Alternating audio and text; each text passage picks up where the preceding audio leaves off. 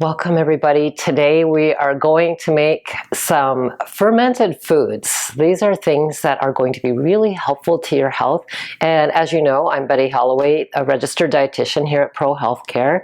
And we're in the beautiful cardiac care kitchen today, preparing some foods for the winter. And these are things that you can do at home. These are things that we'll start with an appetizer, and we're going to start with something really stinky, something you may be a little bit nervous about because either you've tasted it or you've heard about it, and that is kimchi.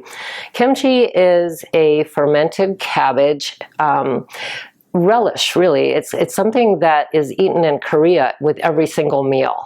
And it is a live culture. So the benefit of this is that it is supporting our microbiome, our gut microflora. And what I'm going to do with this kimchi, and kimchi as well as all of our fermented foods need to be refrigerated because they are living organisms inside here.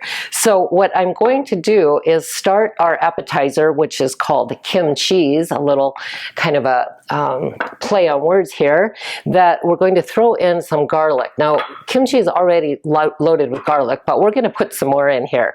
And I'm going to use about a half a cup of my kimchi. Now, kimchi, as you can see, is a combination of things. It's got a Napa cabbage, it's got hot pepper in here, it's got garlic, it's got a daikon radish, and carrots, ginger, and even scallions. So it's kind of an unusual very potent mixture of things, and then it's the salt in here that is going to do the fermenting.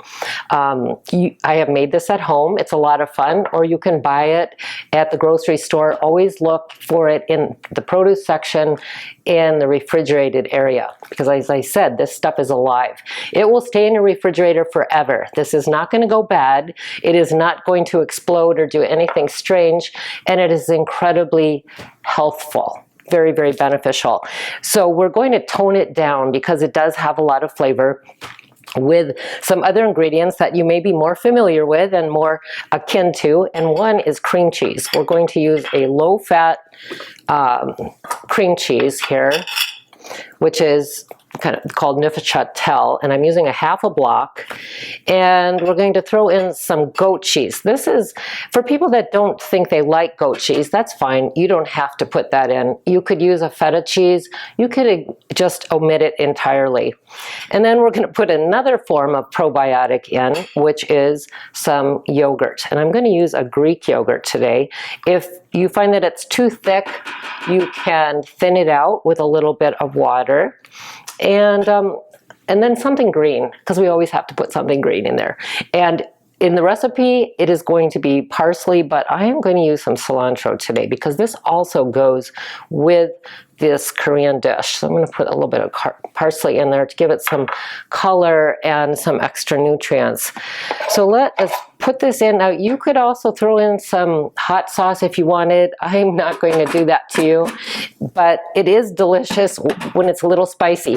The American version of kimchi, this product in particular, Symbiotics, is not as spicy as some that you would find in a Korean restaurant. So, this is made for American taste. It's not quite so bad.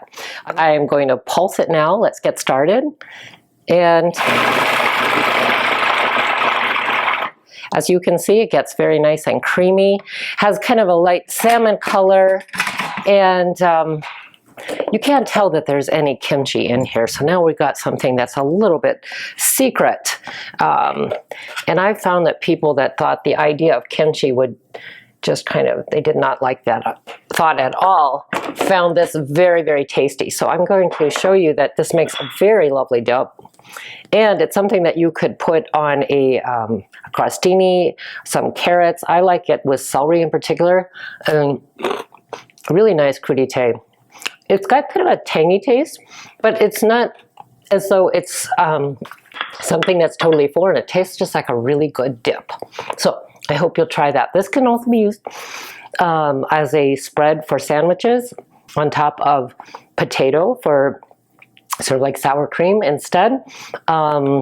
Use it as as a party dip, and try it. I hope you'll enjoy it. Thank you.